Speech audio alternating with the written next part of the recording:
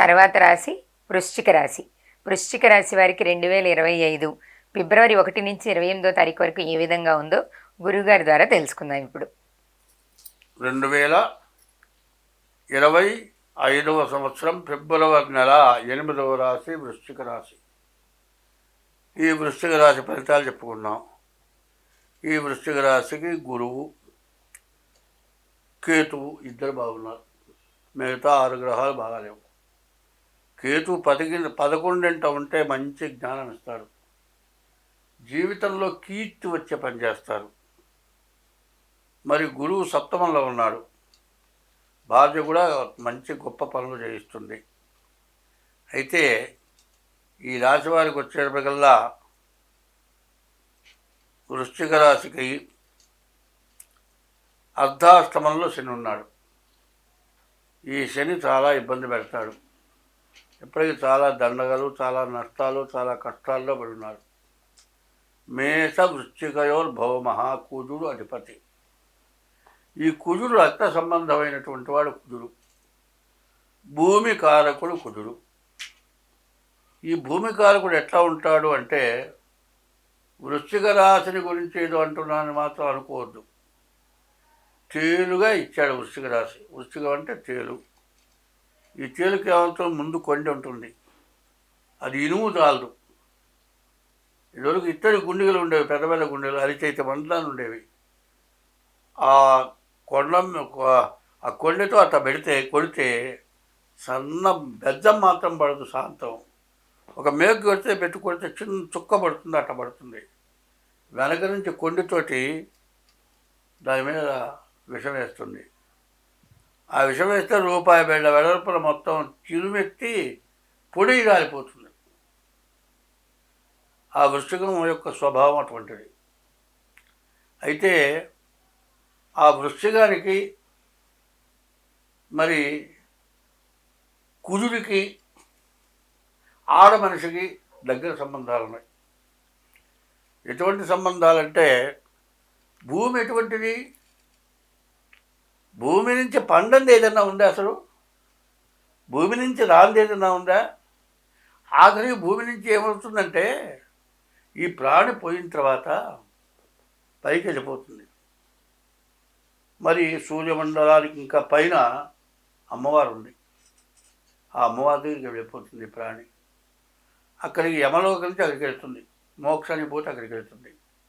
కాదు ఎంత పాపం చేసినా కొద్దిగా నా పుణ్యం ఉంటుంది, పుణ్యానికి అక్కడికి వెళ్తుంది. అక్కడి నుంచి మనిషి జన్మ. మళ్ళీ ఈ జన్మ రావాలంటే వర్షం కురిసినప్పుడు ఈ ప్రాణి నీటిలో కలిసి ఉంటుంది, వాయువు రూపంలో కలిసి ఉంటుంది. ఈ ప్రాణం అవుతుంది, ఈ నీటితో కలిసి కింద పడుతుంది. అది భూమిలోకి పోతుంది. ఈ భూమిలో పోయిన తర్వాత నీరు వస్తుంది కదా, నీటితో కలిసి ప్రాణం వస్తుంది. మరి విత్తనాలు రావచ్చు, చెట్టు పీల్చుకుంటే దాంతో ప్రాణం వస్తే ఒక విత్తనమై చెట్టు కావచ్చు. కాదండి మనం మంచిని తాగితే మన శిశువు పుట్టచ్చు. ఏ జాతికి ఆ జాతికి పుట్టక రావచ్చు. అది వాళ్ళు చేసుకున్న పూర్వజన్మ దుష్కృతాల వల్ల వస్తుంది. అట్లాగే ఆ కుజుడు ఎవడి పాపానికి తగిన ఫలితం వాడికి ఇస్తాడు, ఎవడి పుణ్యానికి తగిన ఫలితం వాడికి ఇస్తాడు. చేరు గనక కుట్టి ఒక దెబ్బ కొట్టి విషం కక్కితే ఆ గుండెకి ఏమైపోతుందో, ఒక ఆడమనిషి జోలికి వచ్చిన వాడి గతి కూడా అదే పడుతుంది. అనవసరంగా పోతే వాడి గతి అదో గతే. కానీ మిత్రం మైత్రం అనురాధస్య సంజ్ఞకం అని ఉంది. అనురాధ మిత్రత్వాన్ని చేకూరుస్తుందిట. అందులో మరి మనోరోగాలు పోతాయిట.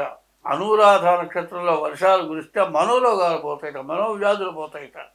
అంత మంచి వర్షం కురుస్తుందిట. మరి ఆ వృశ్చికం, అనురాధ నక్షత్రం, మరి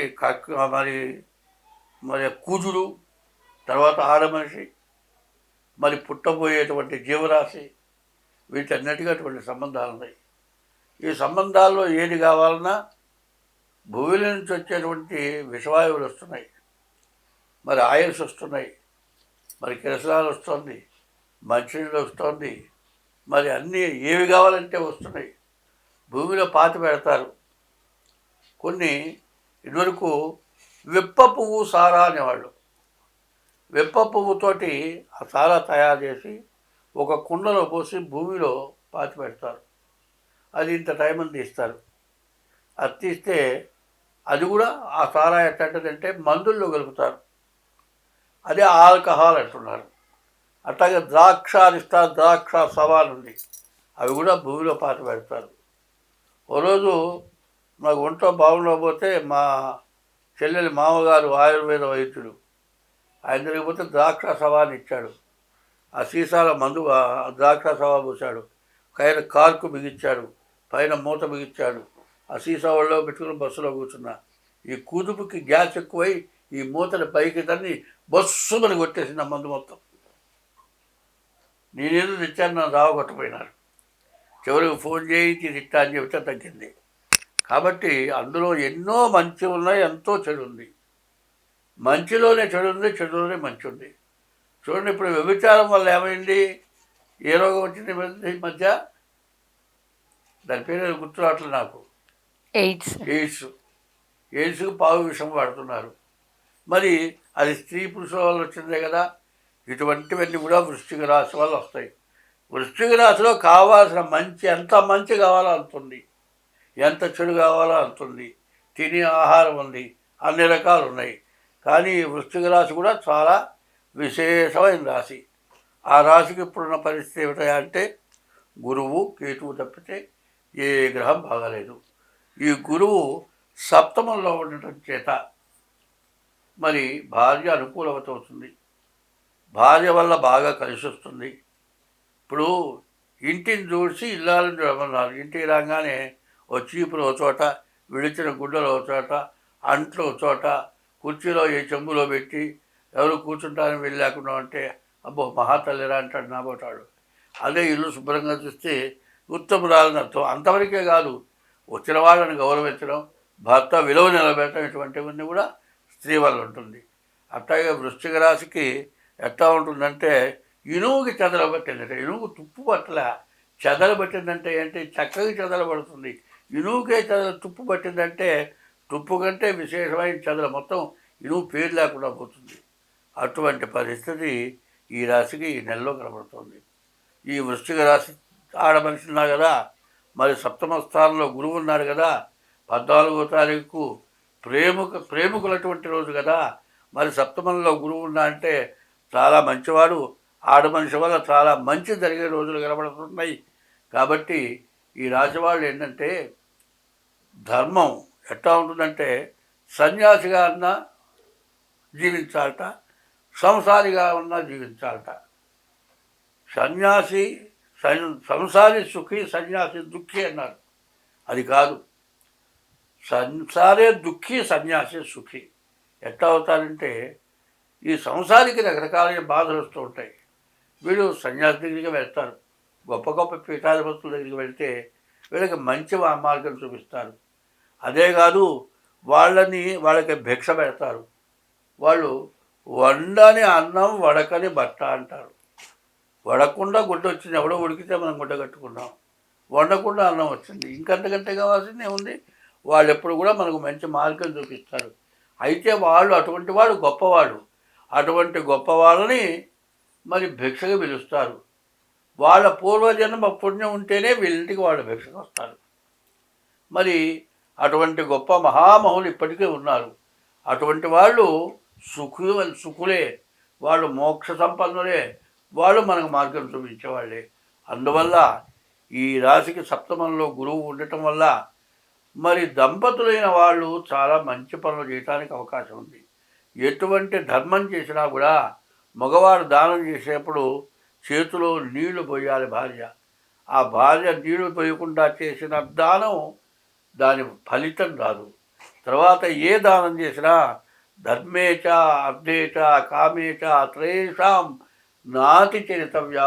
పెళ్లి చేసుకునేప్పుడు భర్త చేత ఏం చెబుతున్నారు, మా అమ్మాయిని నీకు ఇస్తున్నాను, ధర్మం చేసినా, అర్థం డబ్బులు సంపాదించినా, దానం చేసినా, నువ్వు ఏది చేసినా మా అమ్మాయికి చెప్పి చేయమంటున్నారు. మా అమ్మాయి ఇష్టపడితే చేయమంటున్నారు. కాబట్టి ఇటువంటిదంతా కూడా మంచి పనులు చేయటానికి భార్యే కారకురాలు. భార్య ధర్మం చేయటానికి ఎప్పుడైతే ఇష్టపడ్డదో అప్పుడు ఆ కుటుంబం బాగుపడుతుంది. మరి హరిశ్చంద్రుడి భార్య ఆమె ఏం చేసింది? తన్ని తాను అమ్మించుకుంది. మరి ఎంత చాకరీ చేసింది! తాను అమ్ముకొని మరి చివరికి కాటి కాపరిగా చేశాడు. మరి చక్రవర్తి అయి పరిపాలన చేసిన వాడు కట్టుకొని పెట్టి మరి శవాన్ని గాల్చాడు. ఆయన ఎంత త్యాగి! మరి ఈమె ఎంత త్యాగి! మరి ఒక పండితుడి ఇంట్లో చాకరీ చేసింది. మరి వాళ్ళు సత్యం బలగటానికే వాళ్ళు ఇంత కష్టపడ్డారు. అందులో వాళ్ళు ఏం చెప్పాడు? మరి విశ్వామిత్రుడు వచ్చి అబద్ధం ఆడించాలని మరి మాలకన్యలను తీసుకొచ్చి నా పిల్లలు వీళ్ళు పెళ్లి చేసుకోమన్నాడు. ఆయన ఏం చెప్పాడు? అరజన్ వంశము నిల్పనే కదా వివాహము, అట్టి వైవాహికం పేటకి ఎప్పుడూ జరిగే సత్పుత్రుడు పుట్టెన్ వయప్పలిపాకమ్మును తప్పుచున్నది. మరి ఈ వయసులో నాకు పెళ్ళెందుకయ్యా, నాకు పెళ్ళొద్దన్నాడు. అందువల్ల సర్వస్వం రాజ్యం మొత్తం తీసుకున్నాడు. రాజ్యాలన్నా ఇస్తా కానీ నీ కూతురు పెళ్ళి ఆ రాజ్యం ఇవ్వమన్నాడు. రాజ్యం తీసుకున్నాడు. అడవుల పాలైనాడు. సత్యం ధర్మం కోసం నిలబడ్డాడు. సత్య ధర్మాలు ఉండాలి అంటే, సత్య ధర్మాలు నిలబడాలంటే ఒక్క ఆడ మనిషి వల్లే అవుతుంది. మగవాడు ఎంత సంపాదించినా, వాడు ఎన్ని ఖర్చులు పెట్టినా ఒక దానం చేయడానికి ప్రేరేపణ చేసేది స్త్రీ. ఆమె చేసిన ప్రేరేపణే ఆ కుటుంబానికి వృద్ధిస్తుంది, వంశాన్ని గౌరవిస్తుంది. మరి సత్యవతి భర్త ప్రాణాన్ని తీసుకొచ్చింది. మరి అత్తమామల కళ్ళు తెచ్చింది. మహాపతివ్రత ఎవరు? ఇవాళ ఆ రకంగా నడుచుకోవాల్సిన అవసరం ఉంది. అందువల్ల ఈ వృశ్చిక రాశి చాలా గొప్ప రాశి.